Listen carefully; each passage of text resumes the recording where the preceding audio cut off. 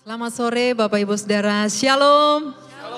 Puji nama Tuhan, saat ini kita diberikan kesempatan lagi untuk datang beribadah, memuji dan memuliakan nama Tuhan. Bahkan kita menyiapkan hati kita untuk menerima kebenaran firman Tuhan. Mari saat ini kita mau datang kepada Tuhan. Kita mau bersyukur untuk setiap kasih dan kemurahan-Nya. Terima kasih Tuhan, terima kasih. Kami tahu bahwa Tuhan begitu mengasihi kami. Hari-hari yang kami lalui Tuhan senantiasa menyertai dan melindungi serta memberkati kami umat-Mu Tuhan. Sehingga hari ini kami boleh datang memberikan waktu kami untuk kami memuji Engkau. Kami percaya Tuhan Engkau hadir di tengah kami. Baik kami di tempat ini, umat-Mu dimanapun mereka berada. Kau Tuhan yang hadir dan melawat setiap kami.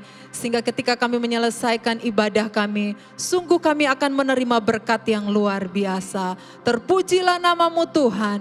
Di dalam nama Tuhan Yesus kami berdoa. Haleluya.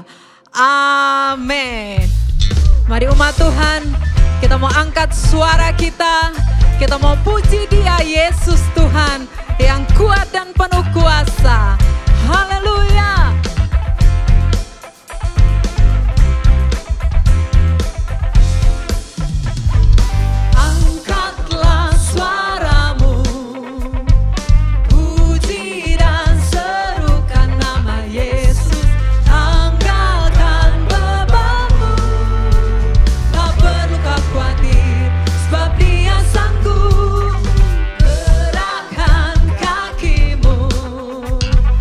Benar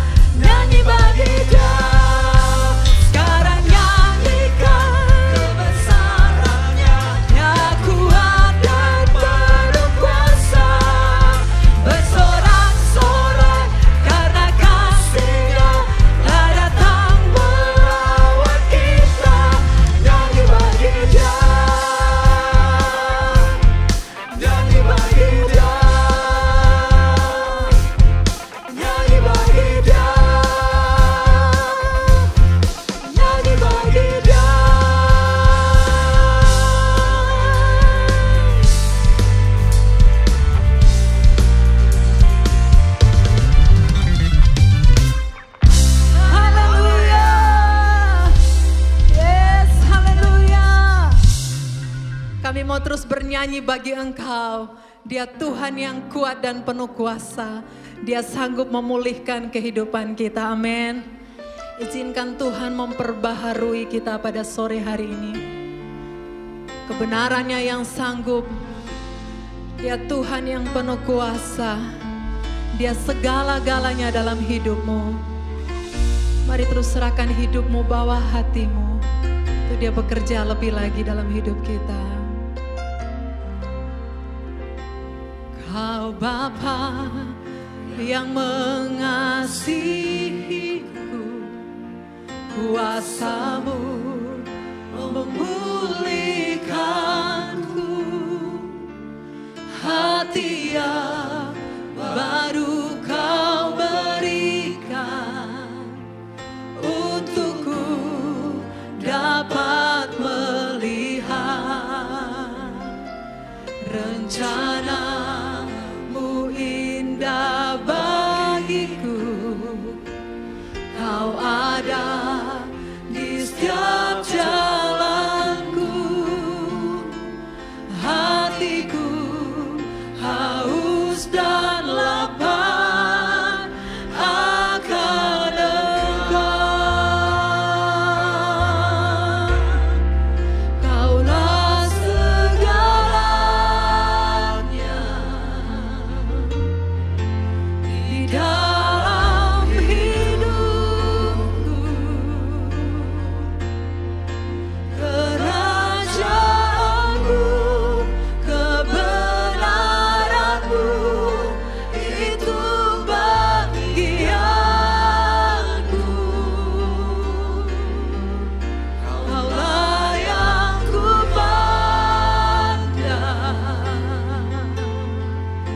selama hidupku. Mengasihimu, memuliakanmu, Bapa dan Rajaku.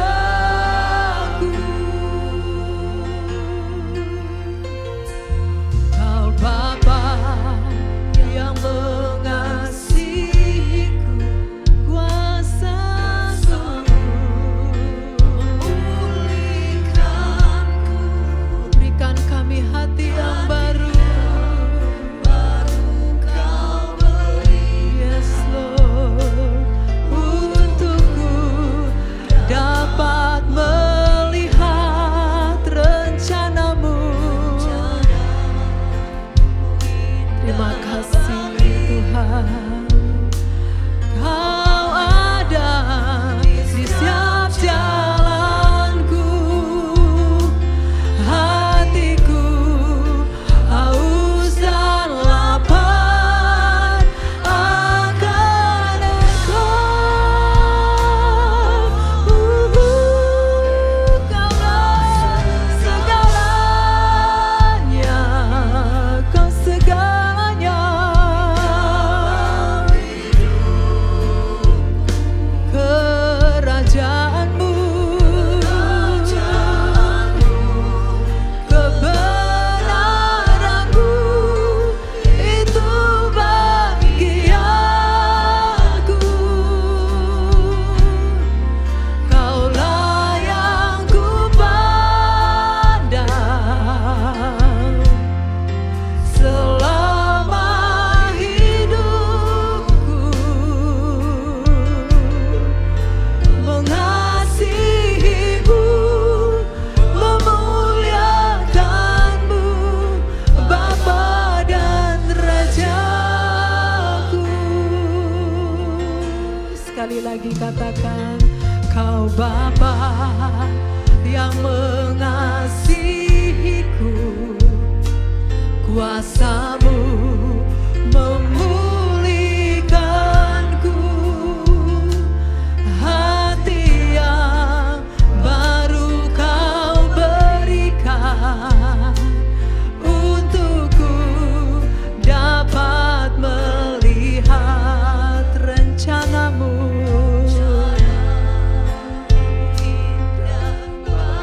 Kami percaya Kau ada di setiap jalanku.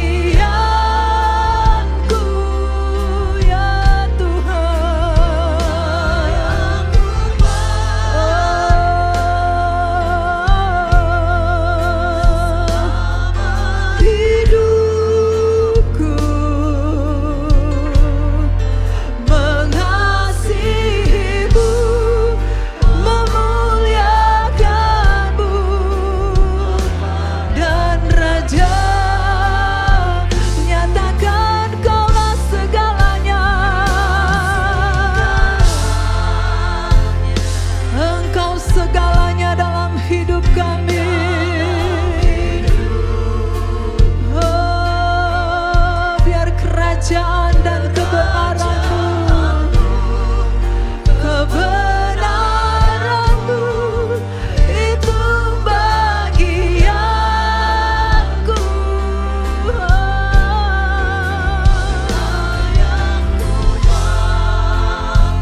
Selama hidupku,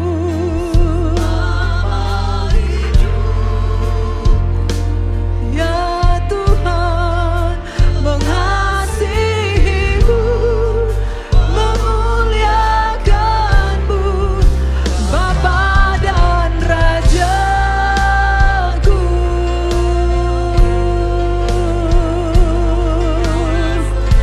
Oh, memuliakan-Mu, Bapa dan Raja kami. Kami bersyukur,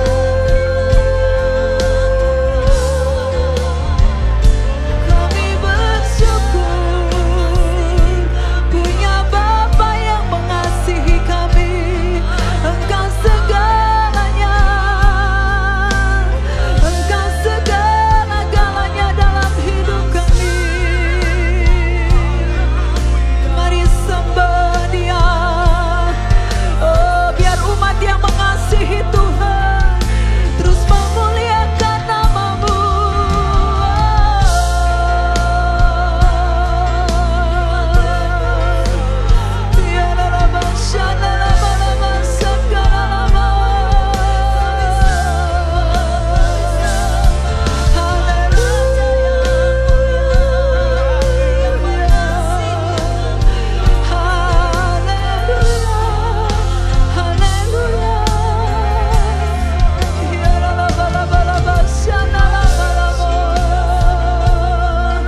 Terima kasih Tuhan, kami terus memuliakan nama-Mu.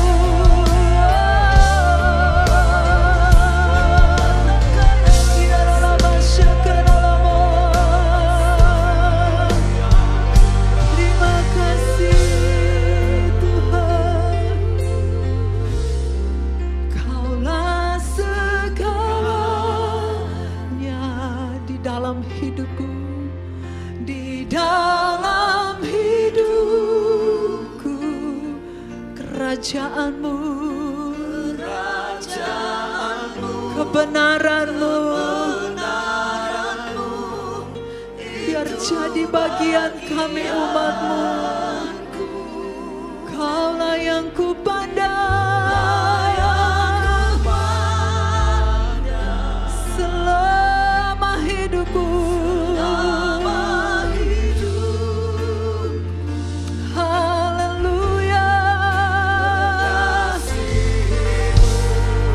Memuliakan-Mu, Bapa dan Raja. Kaulah segalanya.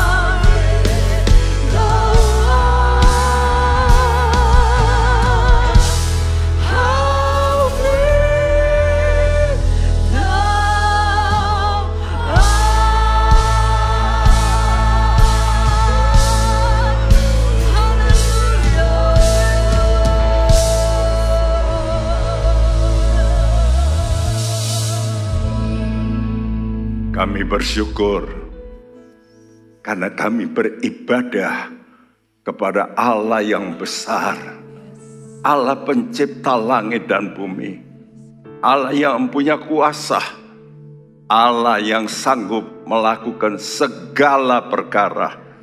Karena itu Tuhan, biar firman-Mu menegur kami, supaya kami jangan undur, kami jangan sampai tidak konsisten dalam benar-benar ibadah kepada Tuhan. Terima kasih, berfirmanlah dan kami siap mendengar. Dalam nama Tuhan Yesus. Amin. Selamat berjumpa kembali teman-teman dalam Kristus. Kita masih tetap dengan tema besar, yaitu awas dengan rasa tidak puas.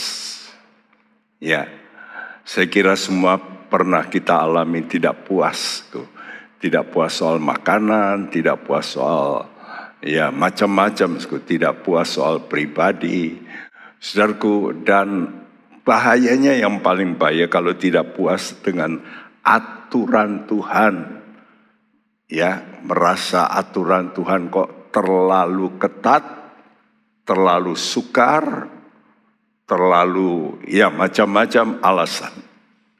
Nah, karena itu judul atau tema hari ini bicara tentang memilih cara ibadah sendiri. Saudaraku, dan ini sudah dikerjakan oleh manusia sejak awal. Ya, memilih cara ibadah sendiri. Kenapa, Sku? Ada rasa tidak puas. Ya, dengan wahyu ilahi, dengan namanya divine revelation. Dulu manusia pertama yang disebut Alkitab yang dimasukkan dalam deretan iman, yaitu Habel. Karena Habel ini bisa menangkap yang namanya divine revelation. Ya, atau wahyu ilahi. Melalui apa? Melalui hati nurani. Jadi dia dulu nggak ada Alkitab, nggak ada pendeta, tapi hati nurani bicara. Nah, ini sangat penting. Salah satu controlling daripada kita itu hati nurani kita. Jadi kalau kita ini sudah melanggar hati nurani, bayangkan. Saudaraku, jangan saya pikir, saya pakai iman. Tapi Alkitab mengatakan, iman kita bisa nabrak, ya bisa seperti kapal yang karam, karena hati nuraninya sudah tidak murni. Jadi, saudara kontrol sendirilah hati nurani ini. Bagaimana hati nurani Anda bicara? Ya, jadi jangan kita berkata, itu zaman hati nurani. Saya nggak perlu pakai lagi hati nurani, tapi pakai iman saya. Apa kata firman Tuhan, saudaraku? Tapi Alkitab menuliskan bahwa iman yang benar itu justru juga sejajar dengan hati nurani. Karena hati nurani ini memang Tuhan tempatkan dalam diri manusia. Saya tuliskan di sini, tidak puas mengikuti aturan Tuhan. Maka manusia itu mulai memakai kebebasan pribadinya. Dan inilah masalah terbesar. Manusia itu mempunyai kebebasan pribadi. Kenapa demikian? Ya, Allah mencipta manusia seperti itu.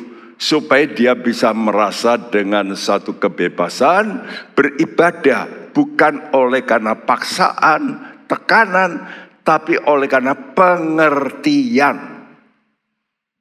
Nah, kalau orang itu merasa ada aturan Tuhan yang terlalu ketat, maka dia lalu lalai ya dalam memilih ibadah yang sejati, ibadah yang benar. Betapa pentingnya kita itu punya ibadah yang sejati. Ada seorang pendeta membuat quote begini, stupid is a condition, but ignorance is a choice. Ya, kebodohan itu satu kondisi. Kondisi karena dia tidak terdidik, kurang ya dididik. Tapi kalau milih itu soal dia itu mengabaikan, lalai, ya itu soal pilihan. Jadi kalau saya melihat dalam Alkitab, walaupun seorang raja hebat, ada mentornya hebat, ya, tapi setelah mentor ini mati, maka dia perlu membuat pilihan. Ternyata, waktu dipimpin oleh mentornya, yaitu imam, ya, yang hebat, ya, saudaraku, imam ini, Imam Yoyada, membimbing raja ini dari kecil. Ya, dari kecil sudah dibimbing. Tapi setelah Imam Yoyada mati, Raja Yoas ini lalu bisa memilih yang salah. Ini fakta. Selama hidup Yoyada, dia baik. Tapi lalu setelah Yoyada mati, maka dia memilih yang salah. Bahkan dia tidak ingat akan jasa Yoyada yang membimbing dia. Dia membunuh anak imam besar Yoyada. Wow, ini betul-betul ignorance, ya, lalai, mengabaikan, ya, saudaraku. Saya tulis di sini dalam Yudas 1 ayat 11, celakalah mereka karena mereka mengikuti jalan yang ditempuh Kain. Nah, Kain dan Habel kita membaca di Alkitab, dari mana kok bisa ngerti harus mempersembahkan? Dari mana? Itu wahyu, jelas. Wahyu melalui apa? Melalui hati nurani. Jadi Tuhan itu bicara melalui hati nurani, dua-duanya. Tapi kita melihat persembahannya beda. Pilihan, betul enggak? Kain memilih memakai buah-buah. Habel tidak. Habel ingat bagaimana orang tuanya dan dirinya itu pakai, yaitu pakaian domba. Dia diceritai oleh Adam dan Hawa. Dulu papi mami ini berdosa, lalu telanjang, takut, lalu Tuhan sendiri menyembelih. Dan itu masuk. Dan itu menjadi rema dalam diri pada Habel. Sehingga Habel ini dengan namanya wahyu ilahi melalui hati nuraninya, dia memilih juga untuk mempersembahkan korban domba. Bahkan yang terbaik. Nah, ingat pilihan terus akan berjalan. Ya, dari saudara sejak kecil. Waktu kecil kita nggak bisa milih karena kita ditentukan oleh orang tua. Nama kita ya dipilihkan oleh orang tua kita. Tapi setelah kita dididik, kita ini lalu bisa milih. Makanan juga begitu. Ya, kita milih, orang tua dulu salah ini, kasih makan terus ya yang enak-enak, ini salah. Nah, kenapa kok bisa begitu? Ya karena sudah terdidik dengan baik. Nah, karena itu orang yang sudah terdidik tapi bodoh, ya stupid, itu memang ya gimana ya, lalu dia milih yang salah. Jadi pilihan yang berikut, kita ini jangan lalai beribadah secara konsisten. Ini yang penting. Jadi pilihan pertama kita mesti berkata, saya harus ibadah. Ya, karena itu saya harap saudara semua jangan lupa tiap pagi ibadah. Jangan lupa baca Alkitab, jangan lupa doa, itu ibadah. Jadi kalau kita sudah melalaikan itu, ya itu pilihan bukan? Saya sibuk, ya sudah itu pilihan. Ya, mana yang kau pentingkan gitu. Nah, apa yang menjadi tandasku ibadahmu sejati atau tidak?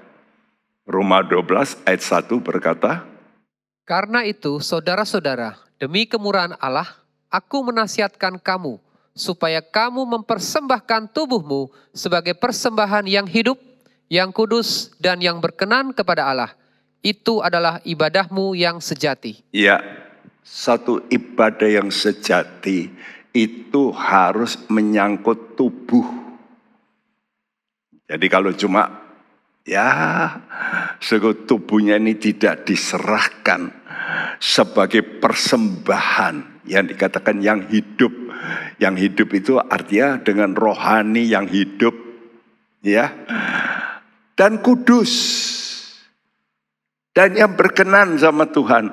Itu baru disebut ibadah yang sejati. Jadi kalau ada ibadah sejati, ada ibadah yang apa? Yang tidak sejati. Ya datang ke gereja, memuji, tapi tidak dengan tubuhnya yang hidup, dengan rohani yang hidup, yang punya hubungan oleh karena baca Alkitab dan juga berdoa, itu hubungan, ya, karena itu kunci ibadah, ya, dan hidupnya juga tidak mau kudus. Kita bukan melakukan ibadah yang sejati. Jadi ibadah sejati itu ibadah yang berkenan pada Allah. Apa yang berkenan pada Allah? Akhirnya harus mencapai titik kasih. Karena kasih ini hukum utama. Ya, engkau boleh melakukan apa saja yang hebat. Paulus berkata, ya, memberikan tubuhmu, nyawamu, tapi tanpa kasih. Nah itu. Jadi saudara bisa mengorbankan tenagamu, hebat, uangmu, ya, engkau berikan aktivitas, tapi tanpa kasih, kata Tuhan kosong. Karena itu Tuhan kata, kasihlah Tuhan Allahmu dengan segenap hatimu, dan dengan segenap jiwamu, dan dengan segenap akal budimu. Kalau kita bisa ini, hukum kedua, lalu kita juga harus mengasihi sesama kita. Ini kewajiban, bukan lagi opsi, tapi keharusan. Sekali lagi, bukan itu pilihan yang boleh kita pilih, mengasihi atau tidak. Tidak, ini harus. Nah kalau sudah Tuhan kasih harus, ya itu pilihan, nggak ada pilihan lain gitu. Saudara mau berontak atau gimana, ini yang Tuhan minta. Jadi dalam hal ini hanya dapat terlaksana persembahanmu dengan segenap roh, jiwa, dan tubuh, seperti yang diminta 1 Tesalonika 5 ayat 23. Allah itu mau menguduskan roh, jiwa, dan tubuh kalau itu disertai dengan pengorbanan tubuhmu yang kudus. Ya. Dan yang kudus itu artinya yang menurut firman, yaitu persembahan tubuh yang dengan kasih. Saudara, Yesus contoh bagaimana dia memberikan nyawanya. Wah, ini sudah satu titik top. Jadi kalau orang itu berkata, saya mengasihi tapi tidak sampai pada titik berani mati, saya kira cuma uang, ya belum. Memang Tuhan itu meminta kita kalau bisa sempurna. Ini permohonan Tuhan. Sebelum memasuki tanah perjanjian, Musa dalam kitab Ulangan, ya, itu sudah memperingatkan Israel, hati-hati ya. Kamu jangan sembarangan membuat ibadah di segala tempat, tidak boleh. Harus melakukan ibadah di tempat yang ditetapkan Tuhan. Ini namanya pencipta. Jadi kita ini harus belajar tunduk sama pencipta. Ada kewajiban yang nggak bisa jadi pilihan. Ya, ini paten gitu. Nah, kalau sudah Tuhan patenkan bahwa ibadah itu harus ke situ, ya kita harus lakukan ke situ. Dan ini ditulis dalam Ulangan 12 ayat 5 dan 6 dan seterusnya ya. Mestinya pasal 12 seluruhnya. Nanti saudara baca. Perlu ya saudara baca Alkitab itu sampai bisa, oh ya begitu ya. Nah ini saya cuma petik sampai ayat 6a saja. Coba tolong dibacakan. Tetapi tempat yang akan dipilih Tuhan Allahmu dari segala sukumu sebagai kediamannya untuk menegakkan namanya di sana. Tempat itulah harus kamu cari. Tempat itulah harus kamu pertama cari. Dan kesanalah harus kamu pergi. Harus kamu pergi kedua.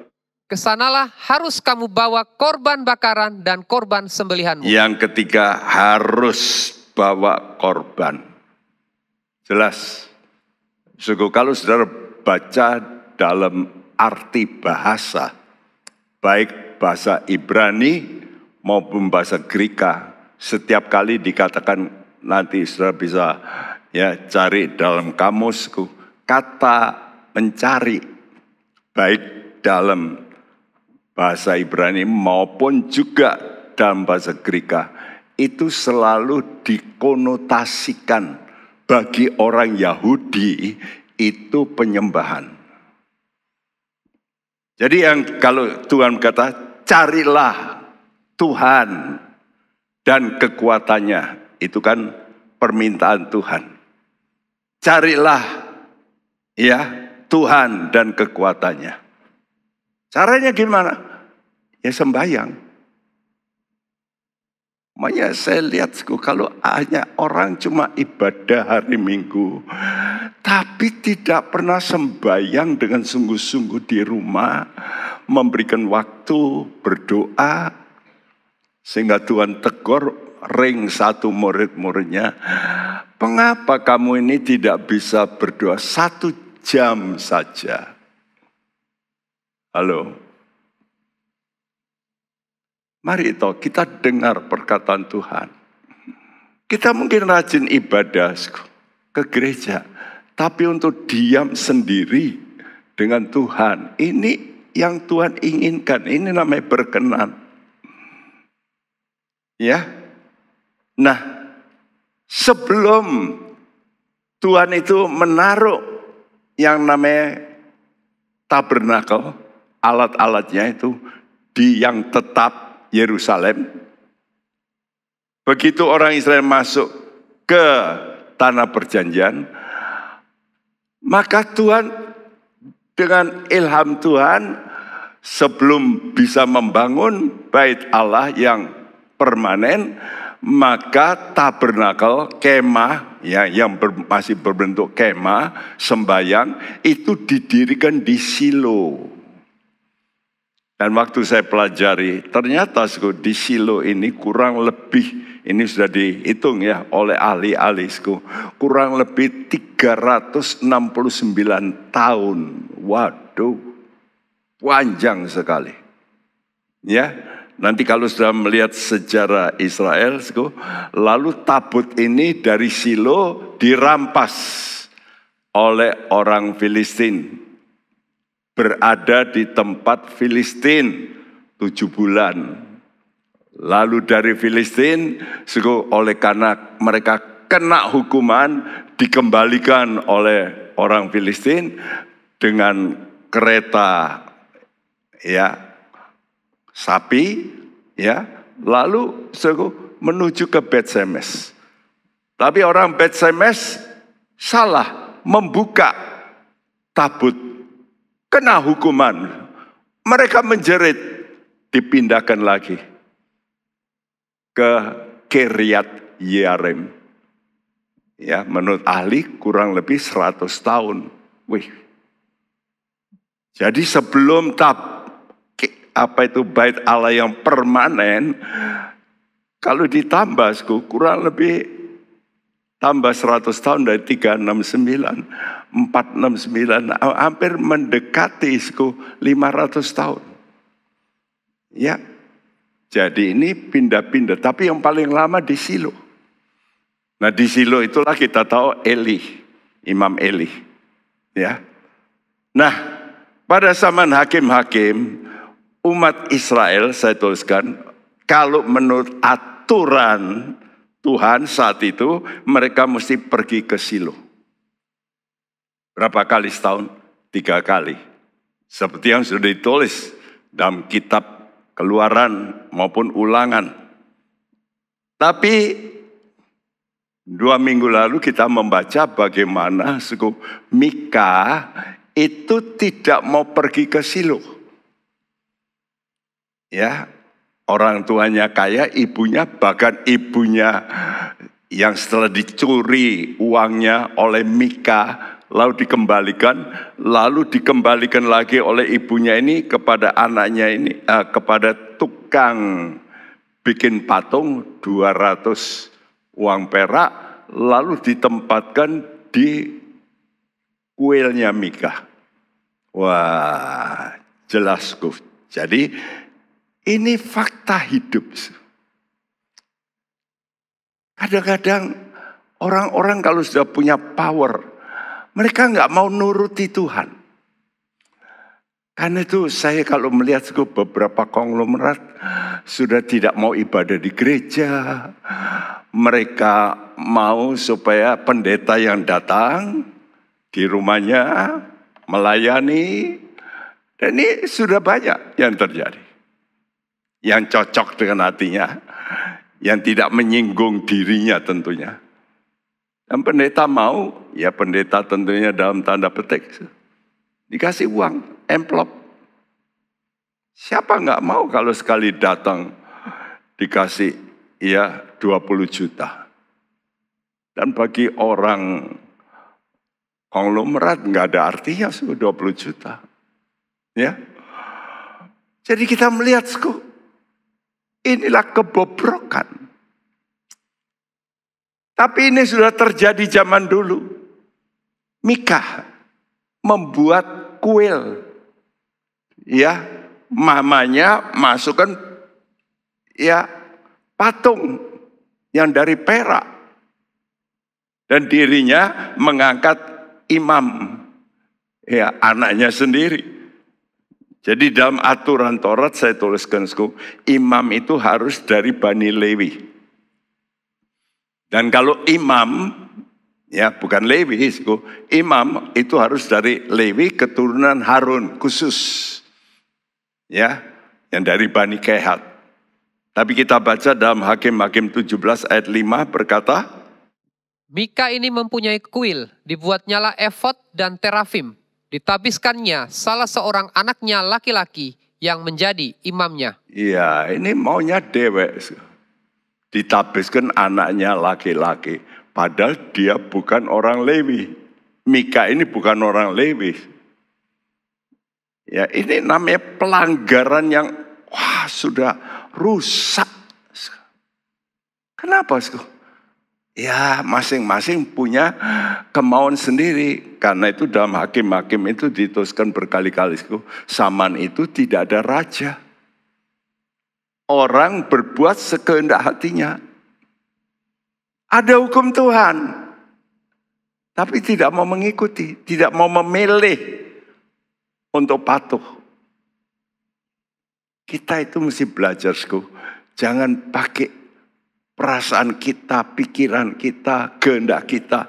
Tapi kita mesti belajar patuh yang disebut harus. Karena itu kata harus ini membuat orang gak senang. Berkata itu hukum Taurat. Padahal ini memang keharusan. Apalagi soal ibadah. Ya, umat Allah itu adalah umat yang ditebus. Dan tebusnya bukan main-main. Kita sekarang tahu dulu pakai domba, anak domba. Tapi kita sekarang tahu itulah Yesus. Jadi harga penebusan ini begitu mahal. Kalau orang sudah tahu apa itu harga penebusan, dia tidak mudah ignorance, mengabaikan. Ini mahal ini. Mahal harganya. Aku harus nurut Tuhan karena Tuhan sudah bayar mahal. Kenapa aku kok tidak rela toh? Padahal Tuhan itu membayar mahal. Karena itu disebut perjanjian darah. Karena itu kalau kita minum perjamuan suci, kata Tuhan, inilah perjanjian. Darah perjanjian. Jadi kita mesti ingat, apa toh? Kata-kata yang sering Tuhan katakan apa, yaitu dengan darah perjanjian ini, umatku baru bisa keluar dari perbudakan di Mesir. Dan kata-kata ini diulang-ulang.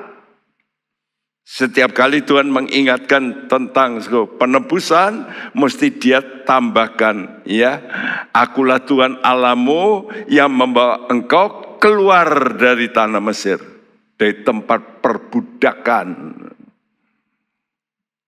Jadi kalau kita ini tidak mau mengikuti atau menghormati darah perjanjian, kita itu nggak bisa keluar dari perbudakan dunia, sistem dunia.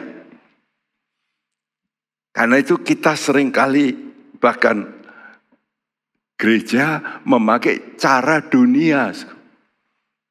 Dari dulu saya tidak setuju kalau cara untuk namanya misalnya untuk target gitu. Saya harus membuat gereja yang targetnya sekian. Ya. Target itu kan dari Tuhan ya, anugerah gitu. Bukan kita yang mentargetkan. Ya. Walaupun saya dengar berkali-kali ya, dididik juga tentang itu. Tapi kita melihat ada satu hal yang paling penting dalam perjanjian darah ini apa? Jangan ada padamu Allah lain. Jangan membuat bagimu patung.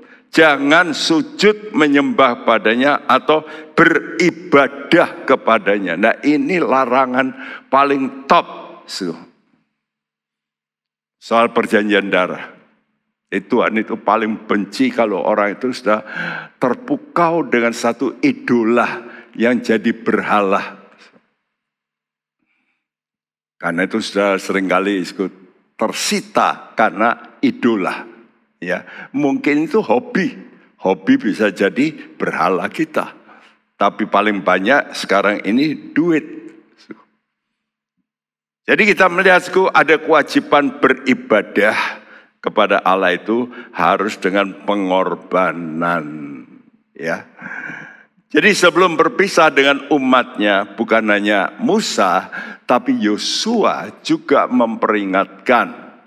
Coba bacakan Yosua 24 ayat 14 sampai 15. Oleh sebab itu, takutlah akan Tuhan dan beribadalah kepadanya dengan tulus ikhlas dan setia. Jauhkanlah Allah yang kepadanya nenek moyangmu telah beribadah di seberang sungai Efrat dan di Mesir, dan beribadalah kepada Tuhan. Tetapi jika kamu anggap tidak baik untuk beribadah kepada Tuhan, pilihlah pada hari ini kepada siapa kamu akan beribadah. Allah yang kepadanya nenek moyangmu beribadah di seberang sungai Efrat, atau Allah orang Amori yang negerinya kamu diami ini. Tetapi aku dan seisi rumahku, kami akan beribadah kepada Tuhan. Ya, akhirnya pilihan. Musa juga waktu mau berpisah dari umat Israel dalam Ulangan 30, pilihlah untuk dengar firman. Pilihlah kehidupan. Pilihlah berkat. Itu pilihan. Sama, Yosua juga begitu. Dia nggak bisa ya mengontrol orang itu supaya ya kamu harus begini. Nggak bisa. Oh, Tuhan aja ya tidak melakukan itu. Dia tidak mau pakai namanya otoritasnya kedaulatannya untuk memaksa orang. Enggak. Ibadah itu pilihan. Karena itu kita nggak bisa memaksa orang, memaksa anak kita, memaksa istri kita, memaksa suami kita, memaksa paling dekat dengan kita. Nggak bisa. Tiap orang itu punya pilihan. Dia menentukan sendiri. Dan dia harus bertanggung jawab sendiri. Kalau dia sudah dengar firman, wow, tanggung jawab. Dalam Yosua 24, keseluruhan kata ibadah 24 kali dituliskan. Dan dalam 2 ayat ini saja saya tuliskan 7 kali disebutkan ibadah, ibadah, ibadah. Ya, dan ibadah ini relasinya dengan takut akan Tuhan. Hormat enggak orang? Hanya saya harap kita semua belajar untuk ibadah. Bangun pagi-pagi, ya coba off dulu dari semua. Ya dari handphone, dari apa, jangan pegang dulu. Coba datang dulu sama Tuhan ibadah. Ini penting karena ibadah itu mesti kita lakukan dengan penghormatan yang sangat penting. Kenapa? Karena ibadah itu baik kepada Allah maupun musuh Tuhan, orang-orang ibadah pada siapa? Pada setan, pada patung-patung. Dengan apa? Ya, manusia itu melakukan ibadah harus dengan roh. Karena itu dengan roh inilah orang menyembah. Ya, dalam Yohanes 4 ayat 24 mengatakan Allah itu roh adanya. Karena itu kita harus menyembah Dia dalam roh dan kebenaran. Dengan iblis juga dengan roh.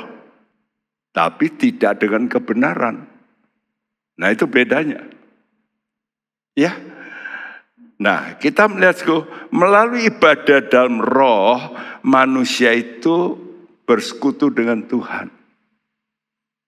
Dan saya tuliskan di sini mencari Dia dalam penyembahan. Saudara mau kuat apa tidak gitu? Rohanimu kuat, nggak mudah kena badai.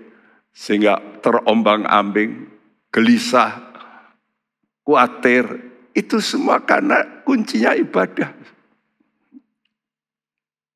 Ayat ini jelas yang kata mencari itu dalam konotasi orang Ibrani selalu berhubungan dengan yang namanya penyembahan. Nanti sudah boleh lihat dalam arti bahasa selalu dituliskan. Ya, kalau secara konotasi orang Ibrani itu penyembahan. Dan dengan ibadah mencari Dia, cari apa? Wajah Tuhan. Nah kalau sudah cari wajah Tuhan mesti apa? Ngomong. Betul? Karena itu Alkitab. Jadi setelah sembahyang jangan lupa Alkitab. Supaya Tuhan itu ngomong. Dan kalau Dia banyak ngomong, bukan Anda yang ngomong ya. Kalau berdoa seringkali kita yang ngomong terus. Tapi yang paling penting itu Tuhan yang bicara. Dan itu yang menghasilkan pengenalan. Itu 1 ayat 1. Dari Paulus, hamba Allah dan Rasul Yesus Kristus untuk memelihara iman orang-orang pilihan Allah dan pengetahuan akan kebenaran seperti yang nampak dalam ibadah kita. Orang punya iman tapi tidak mempunyai pengetahuan akan kebenaran. Kenapa? Karena imannya tidak ditambah dengan ibadah. Ayat ini jelas. Ya. Dan pengetahuan akan kebenaran seperti yang nampak dalam ibadah.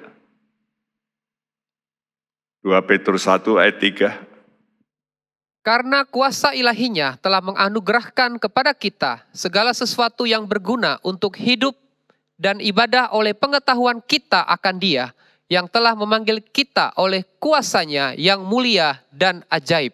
Ya, ayat ini saya ganti karena bahasa Indonesia berkata, ya, yang berguna untuk hidup, ya, yang saleh. Begitu ya. Tapi mestinya bukan begitu. Untuk hidup dan ibadah. Bukan untuk hidup yang saleh. Ini kata-kata yang saya catat dari terjemahan yang benar itu begitu.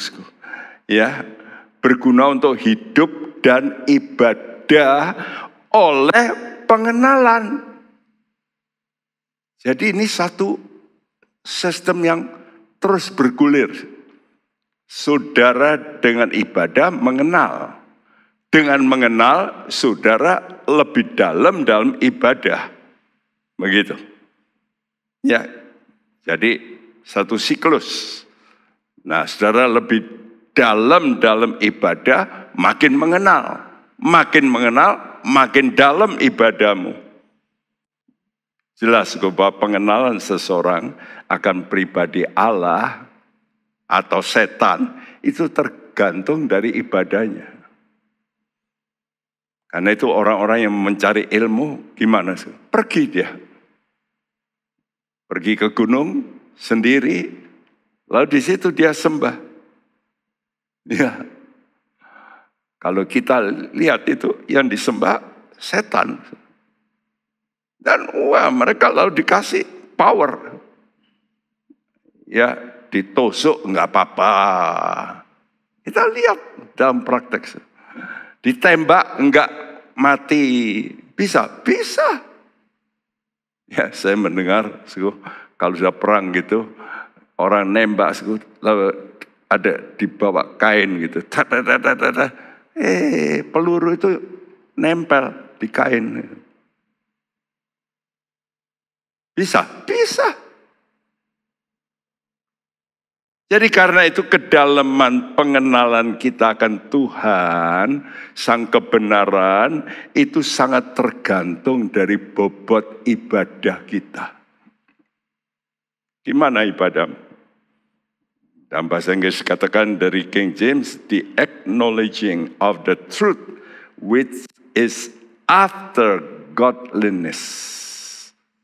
Kita ini mengenal kebenaran setelah ibadah. Karena itu bahaya kalau orang ini tidak atau kurang mengenal Tuhan. Gampang apa? Gampang berbuat dosa. Emosi dan sebagainya. Melakukan yang salah. 1 Yohanes 3 ayat 6. Karena itu setiap orang yang tetap beribadah, tetap berada di dalam Dia, tidak berbuat dosa lagi. Setiap orang yang tetap berbuat dosa, tidak melihat dan tidak mengenal Dia. Ya, kenapa berbuat dosa? Ya, tidak mengenal Tuhan. Ingat, saudara selamat itu karena mengenal Tuhan. Kata Tuhan, inilah hidup yang kekal. Nanti saudara baca itu. Yohanes 17 ayat 3. Ini hidup kekal. Ini dalil. Ini hidup kekal. Yaitu mengenal. Jadi, saya percaya pasti hidup kekal. Belum. Percaya supaya kenal. Apa itu hidup kekal? Mengenal. Nah, karena tidak mengenal Tuhan, orang itu lalu tidak taat kepada Tuhan. Padahal Tuhan itu raja yang harus kita sembah. Nah, kalau sudah tidak mau nyembah Tuhan, siapa yang datang? Roh jahat yang datang. Untuk apa? Aneh. Roh ini bekerja untuk mengumpulkan. Ingat ya, roh ini bekerja untuk, makanya kita sekarang sudah tahu, melalui medsos ini, kumpullah orang-orang yang suka hoax, ya kumpul. Orang-orang yang suka bikin macam-macam aplikasi yang nakal-nakal, kumpul, betul nggak? Kalau ditangkap bukan sendiri, kerjasama. Sama, Roh Kudus juga begitu. Dia bekerja ngumpulkan orang-orang benar. Mazmur 119 ayat 63. Aku bersekutu dengan semua orang yang takut kepadamu, dan dengan orang-orang yang berpegang pada titah-titahmu.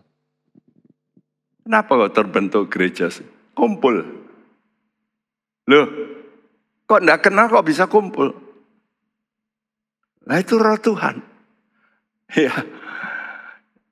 Atau roh setan yang menggerakkan. Karena itu ada gereja setan. Ya, namanya gereja, tapi gereja setan.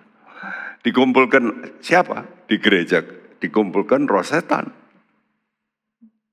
Jelas kok, nanti pasti terjadi polarisasi, pemisahan.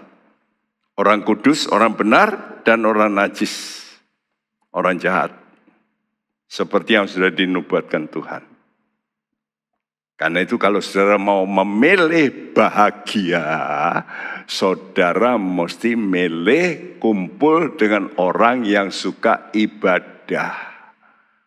Mazmur 1 ayat 1 dan 2. Berbahagialah orang yang tidak berjalan menurut nasihat orang fasik, yang tidak berdiri di jalan orang berdosa, dan yang tidak duduk dalam kumpulan pencemooh.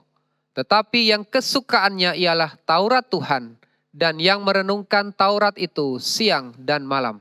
Ya, kepada siapa sudah kumpul? Orang yang suka Taurat Tuhan, firman Tuhan, nanti kumpul. Otomatis itu nanti dikerjakan oleh Tuhan.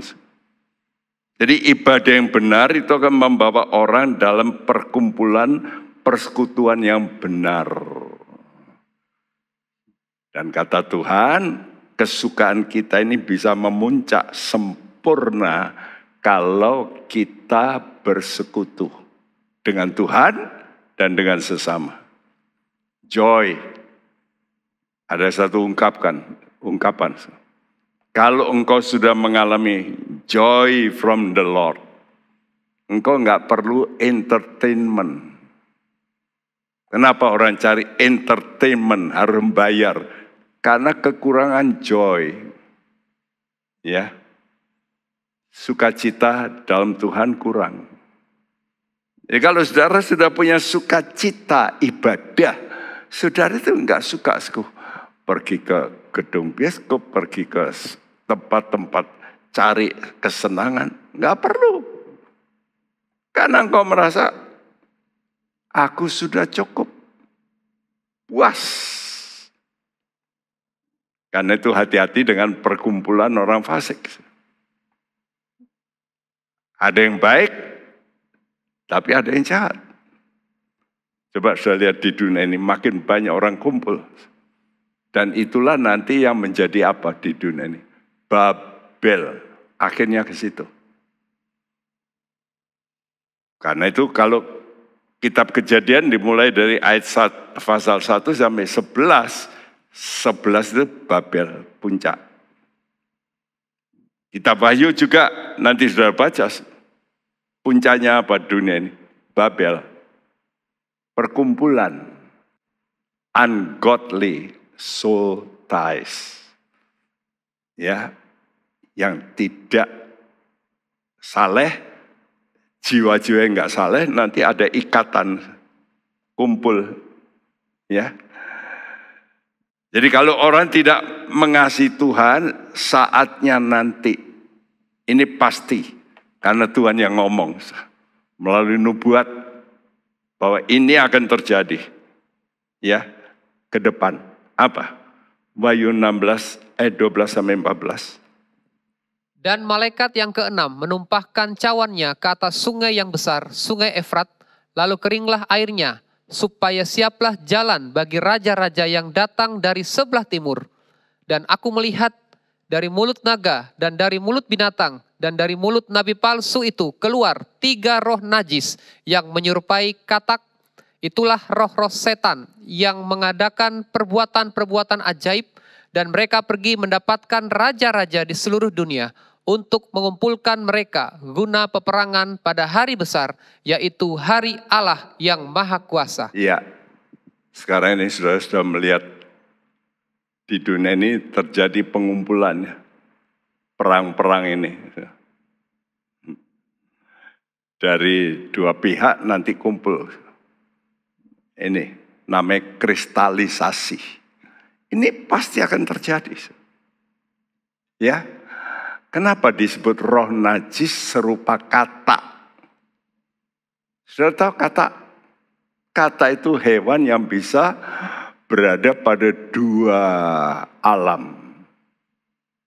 Ya, nah ini artinya nggak satu gitu loh, tapi bisa dua, bermuka dua. Lidahnya bercabang dua. Iya.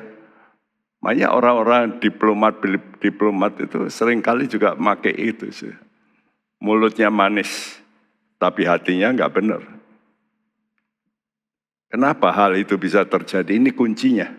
2 Tesalonika 2 ayat 9 sampai 12. Kedatangan si pendurhaka itu adalah pekerjaan iblis dan akan disertai rupa-rupa perbuatan ajaib, tanda-tanda dan mujizat-mujizat palsu dengan rupa-rupa tipu daya jahat terhadap orang-orang yang harus binasa karena mereka tidak menerima dan mengasihi kebenaran yang dapat menyelamatkan mereka. Dan itulah sebabnya Allah mendatangkan kesesatan atas mereka yang menyebabkan mereka percaya akan dusta, supaya dihukum semua orang yang tidak percaya akan kebenaran dan yang suka kejahatan. Ya, bagaimana nanti Tuhan bisa menghukum dunia ini? Lebih dulu Tuhan pisahkan. Ya, kalau tidak dipisahkan kan bahaya. Sama seperti permohonan Abraham, Tuhan, kalau ada orang benar 50, masa Tuhan akan hukum semua kota Sodom ini? Kata Tuhan tidak. Terus dia doa-doa sampai kalau 10 gimana? Tidak. Terus Tuhan pergi. Jadi kalau ada 10, tidak. Tapi enggak ada. Kenapa dunia ini sekarang belum dihukum? Karena masih ada gereja. Anak-anak Tuhan, walaupun banyak gereja itu kadang-kadang juga ada banyak yang enggak benar. Tapi saya percaya, masih ada orang-orang yang benar. Yang mau benar. Dan tidak suka yang enggak benar. Yang kadang-kadang bisa A, bisa B, tergantung bunglon. Kalau kebenaran itu cuma satu, enggak ada dua. Jadi kuncinya apa? Mereka tidak menerima dan mengasihi. Setelah kita menerima Yesus, kita masih apa? Mengasihi Yesus. Kata Tuhan, jikalau kamu mengasihi aku, apa? Turutlah perkataanku. Nah gitu aja. Jadi saudara itu mesti mutlak. Pokoknya Tuhan ngomong begini harus. Paten. Ini harus kita latih. Mengasihi. Ini ibadah yang berkenan sama Tuhan. Mari engkau berkata pada dirimu, Tuhan, buatlah aku bisa mengasihi Tuhan dengan benar, dengan baik. Aku mau belajar menurut. Jadi kalau orang tidak puas dengan kebenaran yang ditetapkan Tuhan, maka nanti bisa bersekutu dengan orang-orang yang juga begitu. Yang setengah-setengah. Ya. Ada quote begini, half truth is a lie. Setengah benar itu dusta. Iblis juga setengah benar. Dia percaya nggak sama Allah? Percaya. Tapi tidak melakukan. Ya.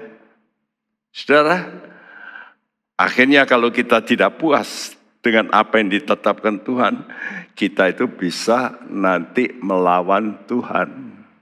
Dan ini terjadi dengan Mika tadi. 2 minggu lalu kita sudah bicarakan ayat 1 sampai yang ke-6. Di mana oleh karena Mika ini membuat kuil di rumahnya, ibunya dicuri uangnya, 1.100 uang perak, itu besar. Ya. Dan ibunya lalu setelah dikembalikan malah suruh orang bikin patung karena kaya. Hakim-Hakim 17 ayat 7 sampai 13. Maka ada seorang muda dari Betlehem Yehuda, dari kaum Yehuda. Ia seorang Lewi dan tinggal di sana sebagai pendatang.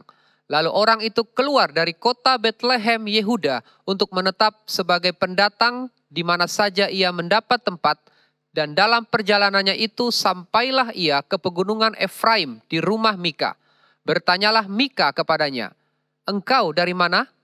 Jawabnya kepadanya, "Aku orang Lewi dari Betlehem Yehuda, dan aku pergi untuk menetap sebagai pendatang di mana saja aku mendapat tempat." Ya, kita baca 3 ayat dulu, ayat 7 sampai 9. Ini seorang Lewi. Ya, mungkin dia bukan golongan imam, tapi jelas dikatakan seorang Lewi. Muda, keluar dari Bethlehem. Bethlehem itu rumah roti, mestinya kan dia tinggal di situ. Rupanya ada sesuatu. Saya pelayan Tuhan, mungkin penunggu pintu, mungkin penyanyi, itu orang Lewi juga. Ya, lalu berkata, saya kok gini-gini aja ya. Memang Alkitab menurutku, orang Lewi itu enggak punya tanah pusaka. Pusakanya Tuhan. Karena itu kalau ada orang jadi hamba Tuhan, lalu dia mulai enggak puas. Kok gini-gini aja. Kok saya enggak diperhatikan. Nah ini orang Lewi ini. Lalu dia pergi, ya, dia mau cari kemana saja pokoknya. Ya, dikatakan akan menetap sependatang di mana saja ia mendapat tempat. Cari tempat yang lebih baik. Ya. Waktu ditanya, dia menjawab, "Aku orang Lewi dari Betlehem Yehuda, aku pergi untuk menetap sebagai pendatang di mana saja aku mendapat tempat." Ini diulangi lagi. Jadi orang ini nggak punya tujuan. Kan seharusnya dia itu kalau ada problem mestinya pergi ke Silo. Betul nggak? Karena itu pusatnya. Kenapa tidak ke sana? Tapi dia merasa nggak puas. Memang zamannya Nehemia, orang-orang Lewi ini banyak yang semacam begini, cari kerjaan. Kenapa?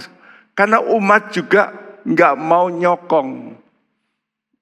Nehemia marah karena mereka tidak kasih persepuluhan. Dan sekarang terjadi juga di gereja semacam begitu. Hamba-hamba Tuhan sampai merasa, saya kok gini-gini terus ya. Aku cari kerjaan.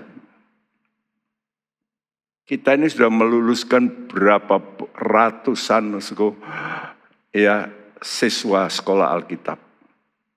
Yang benar-benar yang in charge masih dalam pelayanan berapa? Dulu saya sudah dengar dari om saya pendeta Gersom Stopo. Karena dia diberitahu seorang misionaris. Dia berkata, dia tanya berapa persen dari sekolah Alkitabmu yang masih melayani Tuhan. Betul, jadi hidupnya tergantung dari persembahan. Waktu dikatakan sekian, ya cukup bagus lah. Rata-rata itu di dunia misi 25%. Orang sudah memberikan nyawanya, hidupnya untuk Tuhan, hanya 25% yang bertahan. yang mau hidup dari betul-betul kolektor. Tergantung lah gitu.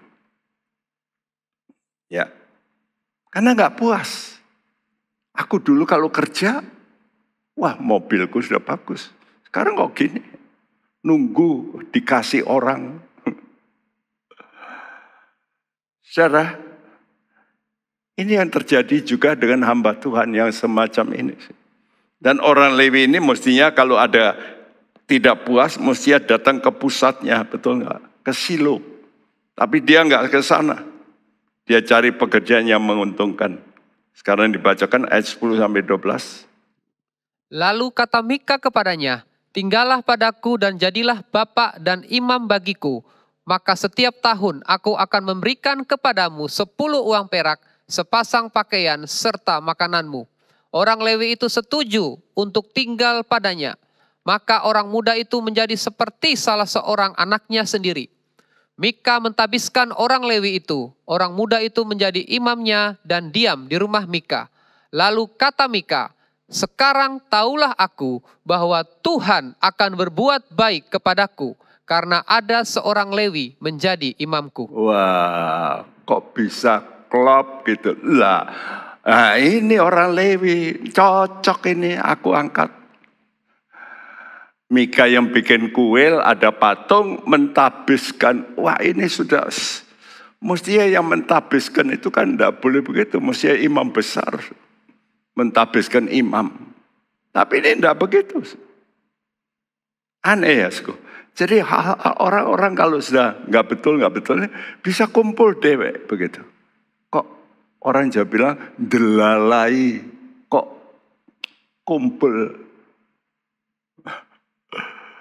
Kok kebetulan, bukan kebetulan. Roh, ada roh yang menggerakkan. Jadi saya tulis apakah ini kebetulan?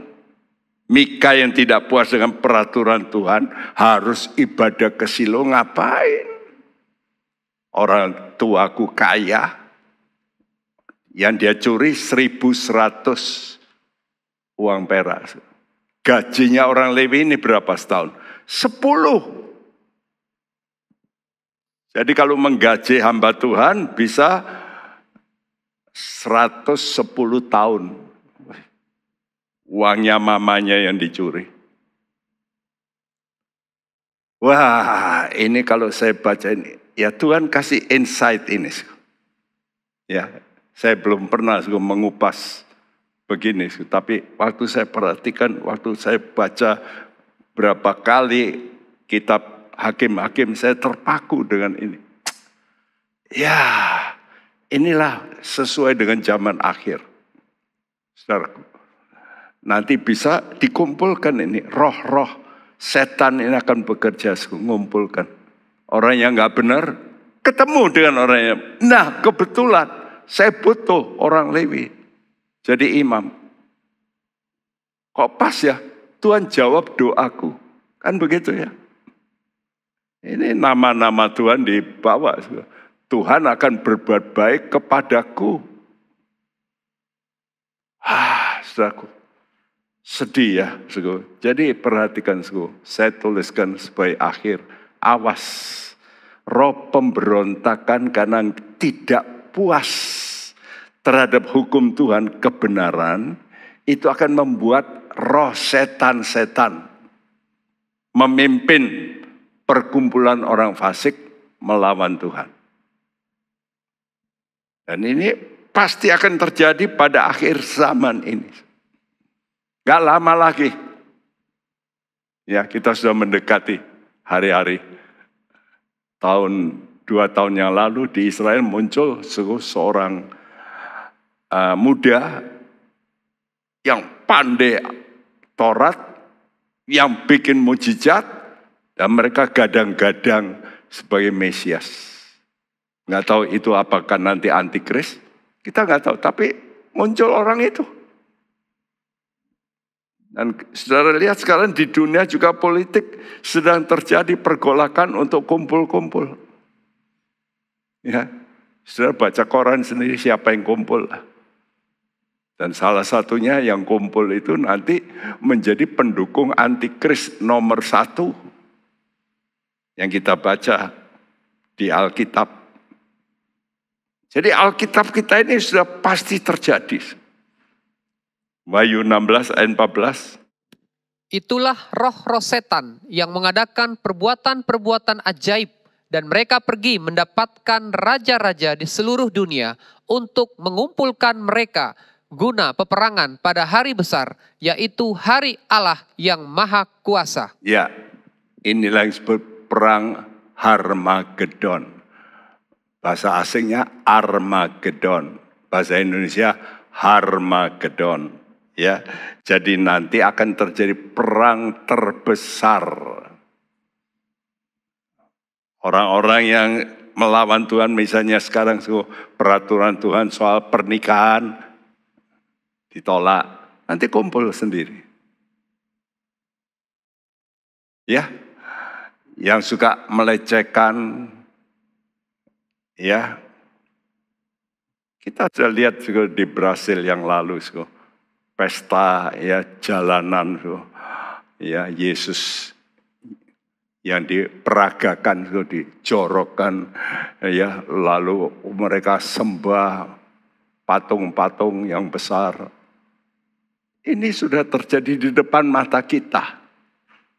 Dulu nggak ada yang berani begitu. Tapi sekarang sudah kelihatan. Kita ini mesti tahu, waktunya sudah dekat. Kenapa kita tidak mau mengalah? Pokoknya kita pilih Tuhan, aku pilih jalan-Mu Tuhan. Pimpinlah kami dengan Roh-Mu yang kudus. Peganglah tangan kami. Kami nggak bisa berjalan sendiri tanpa Roh-Mu.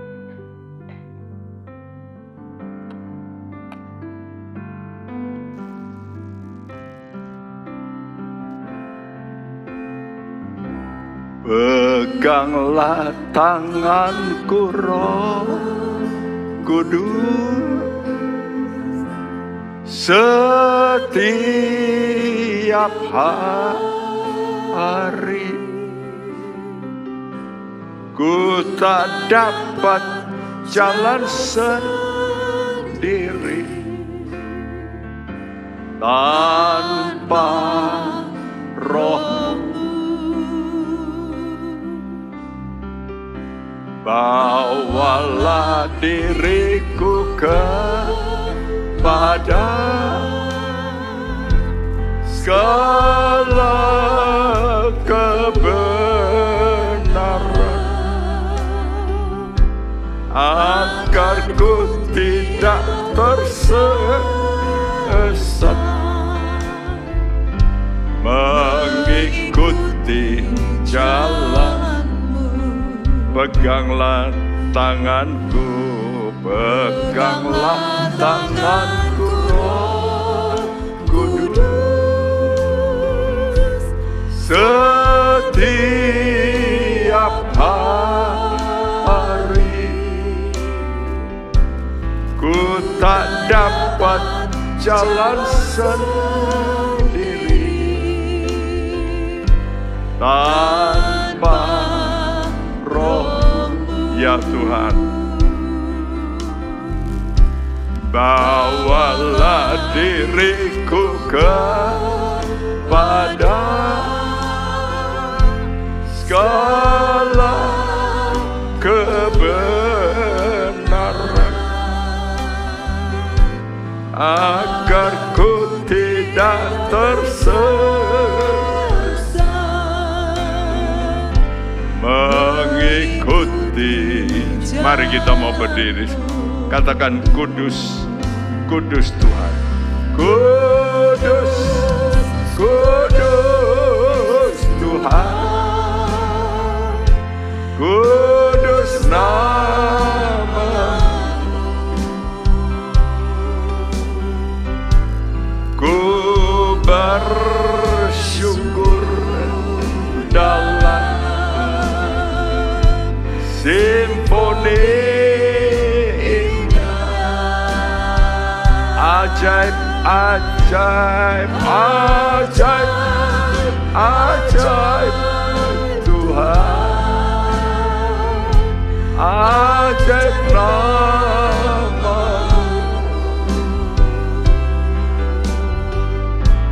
Nama yang beri menang, Yesus namanya.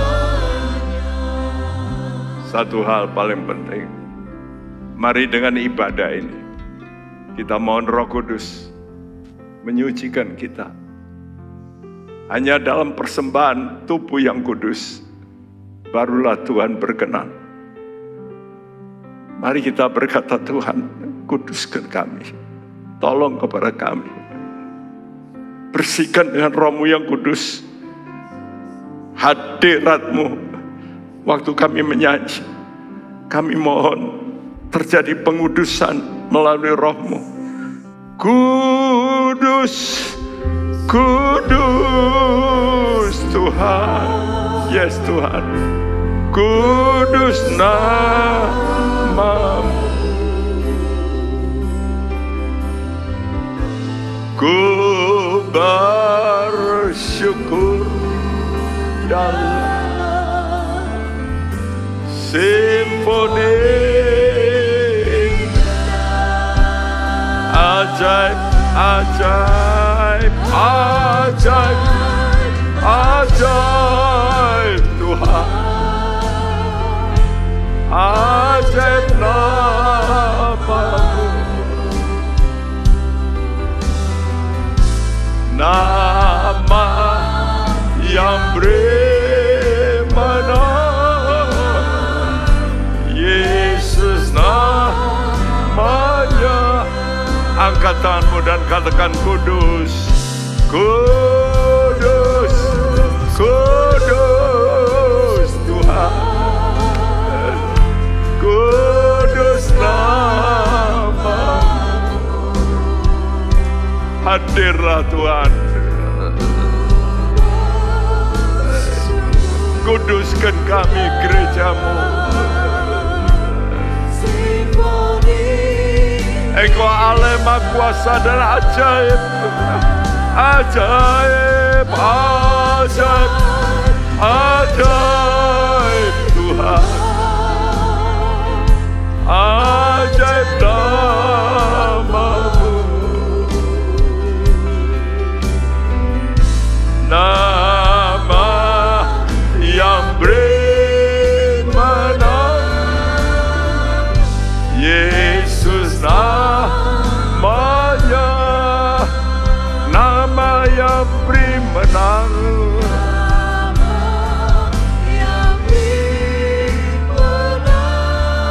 Yesus. Serukan nama yang beri menang.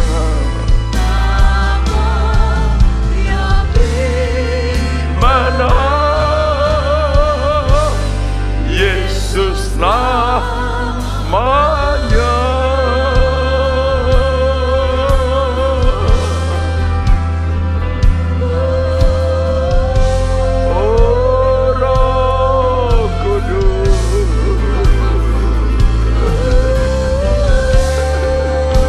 Datang Roh Kudus menguduskan umat-Mu,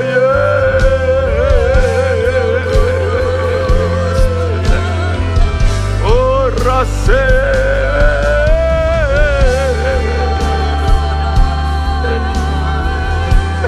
hadir, hadir.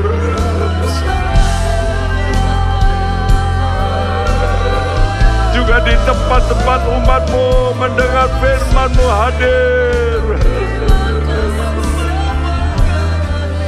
Biar Roh-Mu dirasakan oleh umat-Mu Tuhan.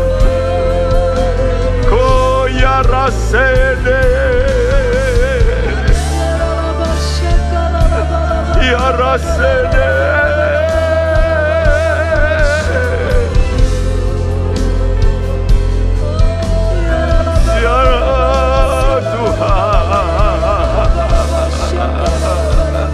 Datang dengan kuat kuasa-Mu.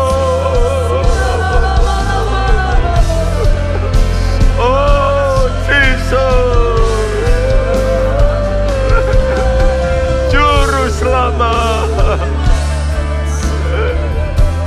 Selamatkan umat-Mu, yes, wow. Lebih lagi Engkau Tuhan bekerja. Kudus,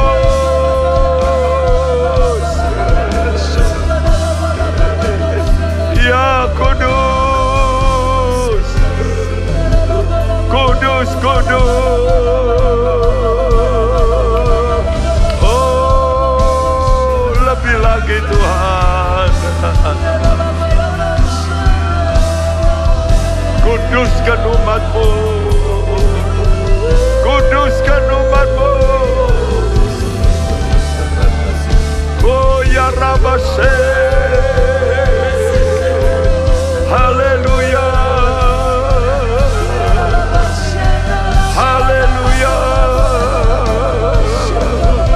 glory, glory, glory.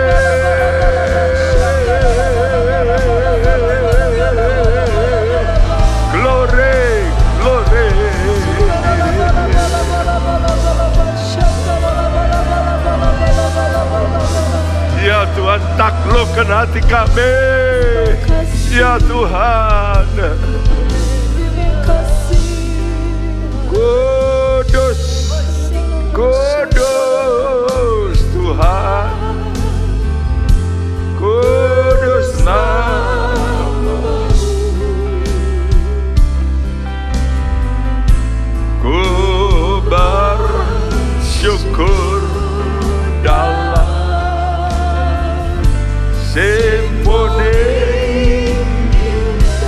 serukan ajaib, ajaib, Ajaib, ajaib Tuhan, ajaib nama-Mu. ajaib nama-Mu. Nama yang beri menang, Nama yang beri menang, Yesus namanya. nama yang beri menang. Yang beri menang, Yesus namanya.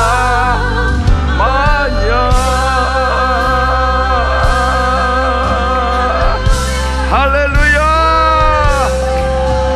Nama-Mu, nama yang beri kemenangan, nama yang beri kekuatan, nama yang ajaib, ajaib, ajaib.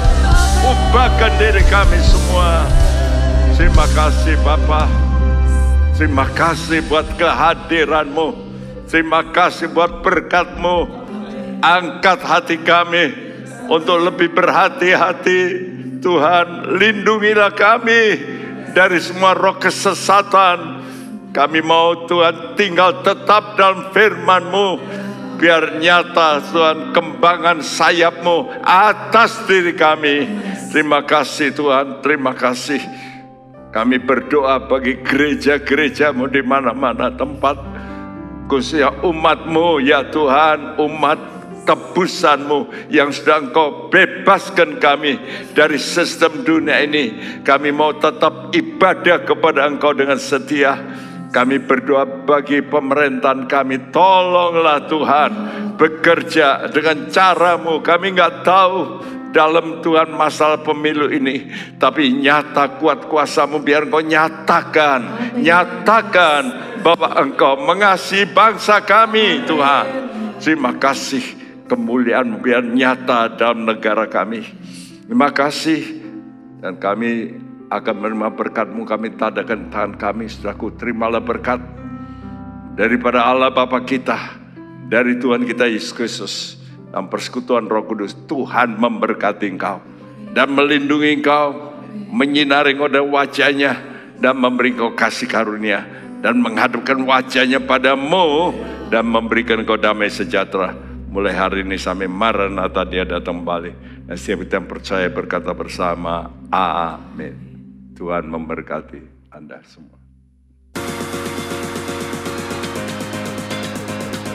Shalom Bapak Ibu yang dikasihi Tuhan Yesus. SCT kami telah menghasilkan ratusan alumni yang melayani di banyak gereja dari berbagai denominasi dan juga lintas lembaga Kristen. Beberapa dari mereka juga merintis gereja di pelosok tanah air Indonesia. Mayoritas mahasiswa kami berasal dari latar belakang keluarga yang kurang mampu.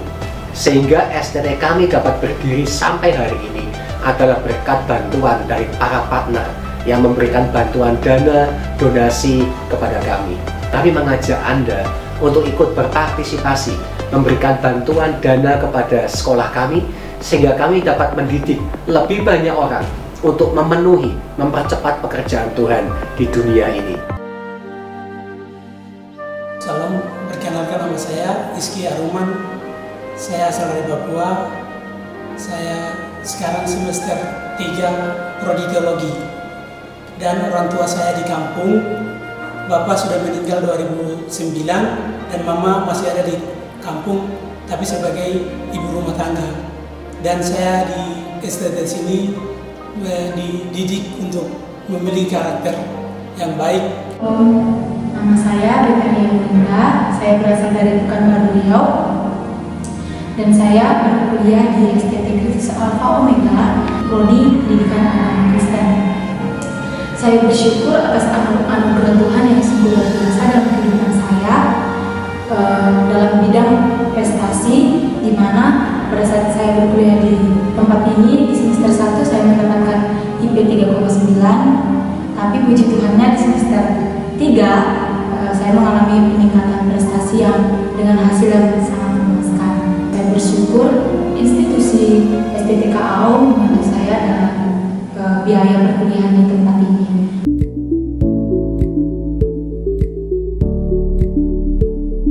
Kami membutuhkan dukungan Bapak Ibu dalam bentuk doa, daya, dan dana. Bagi Bapak Ibu yang ingin mendukung dalam dana dapat disalurkan melalui rekening BCA di 009 3000 100 atas nama YAYPK Kristus Alpha Omega. Info lebih lanjut dapat menghubungi nama dan nomor HP yang tertera di bawah ini. Isilah hidup kita dengan menyenangkan hati Tuhan. Sungguh anugerah Tuhan kalau kita masih boleh hidup. Menjadi bijaksana adalah awal dari takut akan Tuhan. Gunakan waktu. Mari kita takut akan Tuhan. Bergabunglah dengan Pendeta Timotius Subekti dalam program Suara Alpha Omega. Hanya di Live Channel. Penyaluran kolekte maupun persembahan lainnya dapat dilakukan melalui transfer ke nomor rekening gereja dengan nomor 009 707 2071 atas nama Megawati dan Lee Irwande atau dengan scan QR Code berikut ini. Bagi jemaat Tuhan yang rindu mendapatkan informasi seputar kegiatan gereja, renungan harian, dan lain-lain melalui WhatsApp gereja, Anda dapat mendaftar dengan cara ketik BC spasi on dan mengirimkan ke WA gereja dengan nomor 0815 7802 2000.